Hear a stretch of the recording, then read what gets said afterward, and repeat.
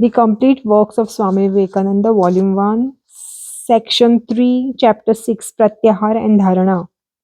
The next step is Pratyahara. What is that? You know how perception comes. First of all, there are external instruments, then the internal organs acting in the body through the brain centers, and then there is mind.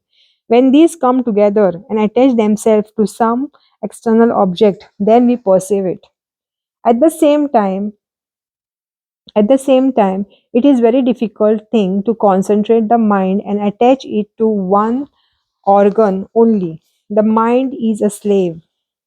We hear be good and be good and be good. Thought all over the world, there is hardly a child born in any country of the world who has not been told, do not steal, do not tell lie, but nobody tells the child how he can help doing them. Talking will not help them. Why should he not become a thief? We do not teach him how not to steal. We simply tell him, do not steal. Only when we teach him to control his mind do we really help him. We all actions, external, internal, occurs when the mind joins itself to certain centers called as organs. Willingly or unwillingly, it is drawn to join itself to the centers. And that is why people do foolish deeds and feel miserable, which, if the mind were under control, they would not do. What would be the result of controlling the mind? It then would not join itself to the center of perception, and naturally, feeling and willing would be under control. It is clear so far. Is it possible? It is perfectly possible. You see it in the modern times. The faith healers teach people to deny misery, pain, and evil. This philosopher is like the rather roundabout, but it is a part of yoga upon which they have somehow stumbled, where they succeed in making the person throw off sufferings by denying it. They really use a part of pratyahar, as they make the mind of the person strong enough to ignore the senses. The hypnotist, in the similar manner, by their suggestion, exit in the patient or sort of morbid pratyahar for a time being. The so-called hypnotic suggestions can only act upon a weak mind, and until the operator, by means of fixed gaze or another or otherwise, has succeeded in putting the mind of the subject in the sort of pacific, morbid condition, and his suggestion never works. Now, the control of the center, which is established in the hypnotic patient or the patient of the faith healing by the operator for a time, is reprehensive because it leads to ultimate ruin. It is not really controlling the brain center by the power of one's own will, but it but is, as it were, stunning the patient's mind for a time by sudden blows, which others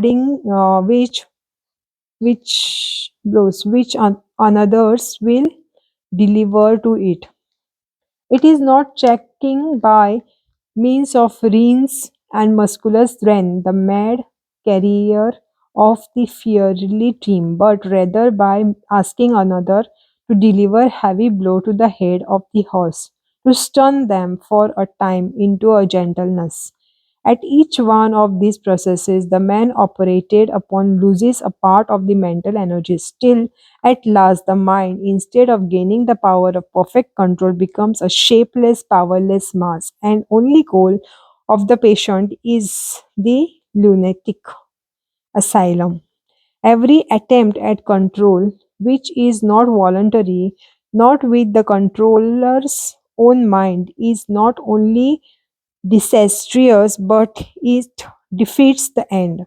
The goal of each soul is freedom, mastery, freedom from slavery of matter and thoughts, mastery of external and internal nature. Instead of leading towards that, every will current from another in whatever form it comes, either has direct control of organs or has forcing to control them while under a morbid condition, only reveals one link more to the already existing heavy chain of bondage to past thoughts, past superstitions. Therefore, beware how you allow yourself to be acted upon by others.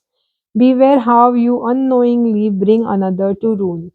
True, some succeed in doing good to many for a time by giving a new trend to their propensities, but at the same time they bring ruin to millions of unconscious suggestions they throw around, rousing in men and women that morbid, passive, hypnotic conditions which makes them almost soulless at last. Whosoever therefore asks anyone to believe blindly or drag people behind him by controlling power of his superior will does an injury to humanity, though he may not intend to. Therefore, use your own mind, control body, and mind yourself. Remember that until you are a diseased person, no extraneous will can work upon you, and avoid everyone, however great and good he may be. You ask who asks you to believe blindly. All over the world, there have been dancing and jumping and hollowing sections who spread like infection when they begin to sing and dance and preach. They also are a sort of hypnotist. They exercise a singular control for a time being over sensitive persons, alas, often in the long run, to degenerate whole races. It is healthier for the individual or the race to remain wicked than to made apparent good by such morbid extraneous control. One's heart sinks to think of the amount of injury done to humanity by such irresponsible yet well-meaning religious fanatics. They think they little know that the minds which attend to sudden spiritual unhealed under the suggestion with music and prayers are simply making themselves massive, morbid, and powerless, and opening themselves to any other suggestion, be it ever so evil. Little do these ignorant, deluded persons dream that whilst they are congratulating themselves upon the miraculous power to transform human heart, which power they think was poured upon them by some being above the cloud. They are sowing the seed of future decay, of crime, of lunacy, and the death. Therefore, beware of everything that takes away your freedom. Now that it is dangerous, and avoid it by all the means in your power. He who has succeeded in attaching or detaching his mind to or from the center at will has succeeded in pratyahar, which means gathering towards, checking the outgoing power of the mind, freeing it from all the thraldom of the senses. When we can do this, we shall really possess character. Then alone we shall have taken a long step towards freedom. Before that, we are mere machines. How hard it is to control the mind. Well, has it been compared to the maddened donkey or monkey? There was a monkey, restless by his own nature, as all monkeys are. As if that were not enough, someone made him drink freely of wine, so that he became still more restless. Then a scorpion stung him. When the man is stung by a scorpion, he jumps about for a whole day. So the poor monkey found his condition worse than that. To complete his misery, a demon entered into him. What language can describe the uncontrollable restlessness of the monkey? The human mind is like that monkey, incessantly, incessantly active by its own nature, and then it becomes drunk with the wine of desire, thus increasing its turbulence. After desire takes possession, comes the sting of Scorpio of jealousy, as a success of other, and the last of all the demon of pride enters the mind, making it think itself of all importance. How hard to control such a mind! The first lesson, then, is to sit for some time and let the mind run on.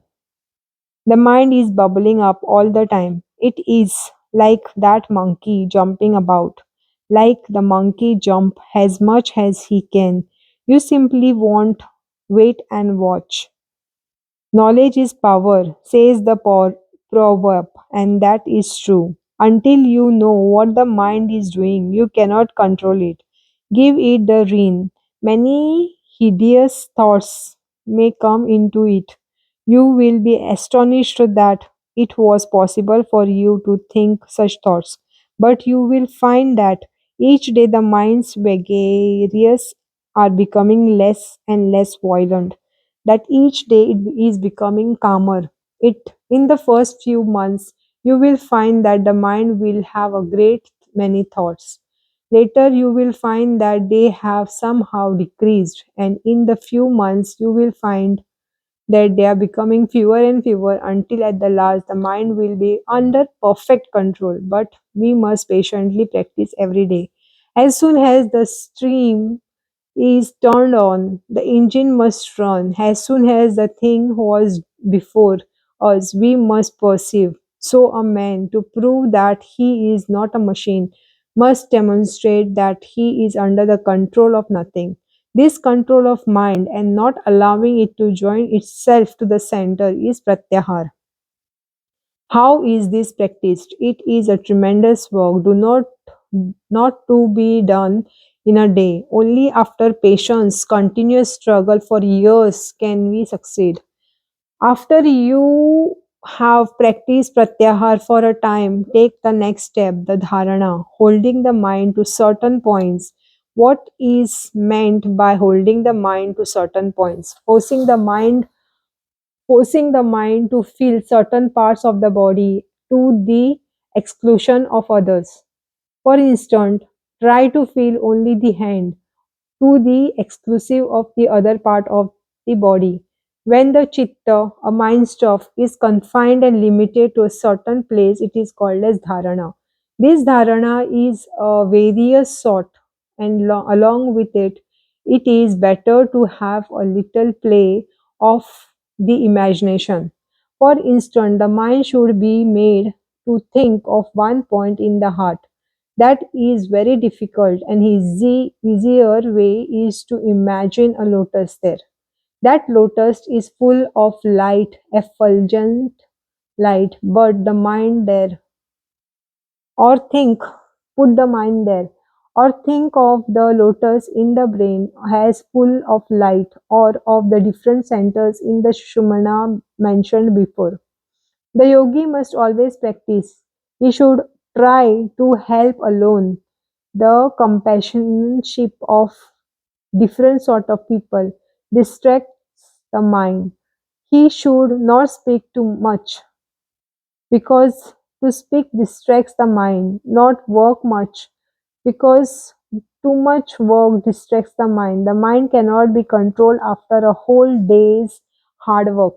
One observing one observing the above rules becomes a yogi. Such is the power of yoga that even the last of it will bring a great amount of benefit. It will not hurt anyone but will benefit everyone. First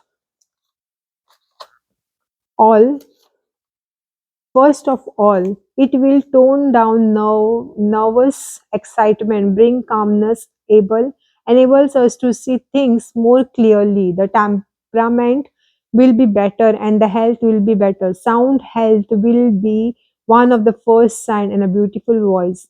Defects in the voice will be changed. This will be among the first of the many effects that will come. Those who practice hard will get many more signs. Sometimes there will be sound as a peal of bells hearing from the distance, comingly, commingling and calling on the ear has one continuous sound.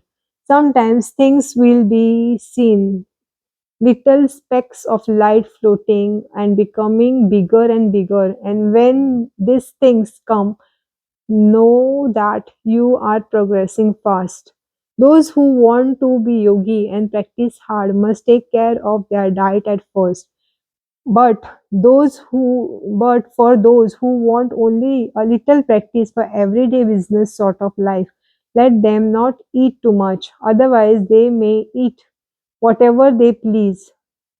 For those who want to make rapid progress and to practice hard, a strict diet should be followed. They will find advantageous advantageous to live only on milk and cereals for some months. As the organization becomes finer and finer, it will be found in the beginning that the least irregularity throws one out of balance.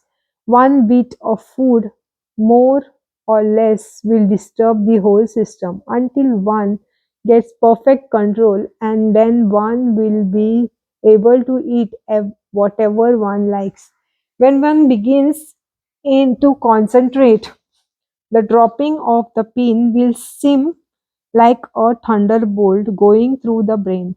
As the organ gets finer, the perception gets finer. These are the stages through which we have to pass, and all those who perceive will succeed. Give up all argumentations and other distractions. Is there anything in dry intellectual jargon? It only throws the mind off its balance and disturbs it. Think of subtler plans have to be released. Will taking do that. So give up all the vain talk. Read only those books which have been written by person who have been held realization. Be like the Paul Auster.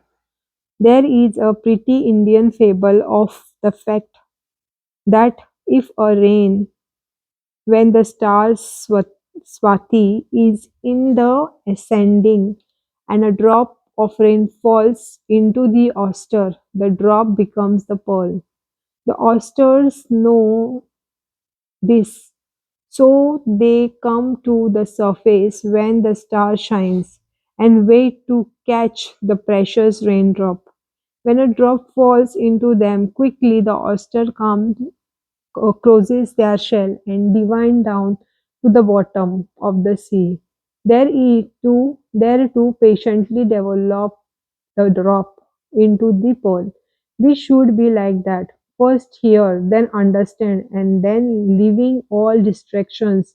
Shut your mind off from the outside influences and devote yourself to developing the truth within you. There is the danger of frittering away your energies by taking up an idea only for its novelty and then giving it up for another that is newer. Take one thing up and do it and see the end of it. And before you have seen the end, do not give it up. He who can become mad with an idea, he alone sees light. Those that only take a nibble here and a nibble there will never attain anything. They may tit- titillate their nerves for a moment, but this it will end. They will be slave in the hands of nature and will never get beyond the senses.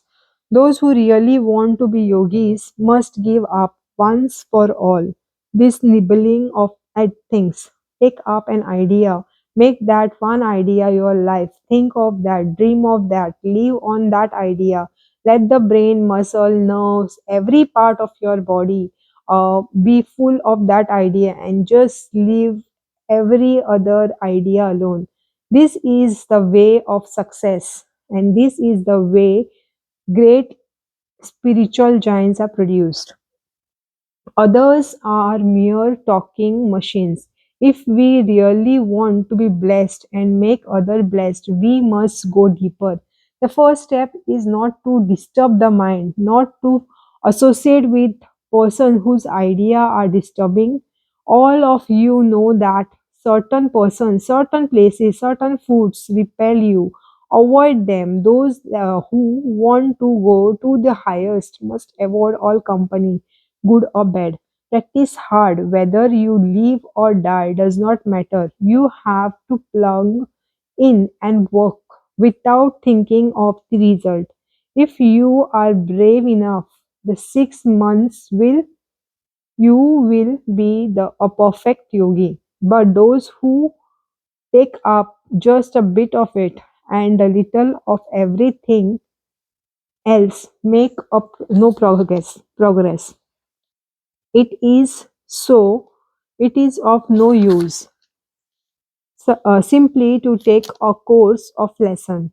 To those who are full of tamas, ignorant and dull, those whose mind never get fixed on one idea, who only crave for something of or to amuse them, religious philosophy religious and philosophy are simply objects of entertainment. These are the unpervis- unperserving of unperserving. They hear a talk, think it very nice, and then go home and forget all about it. To succeed, you must have tremendous perseverance, tremendous will. I will drink the ocean, say the persevering soul. At my will, mountain will crumble up. Have that sort of energy, that sort of will, hard work, and you will reach the goal.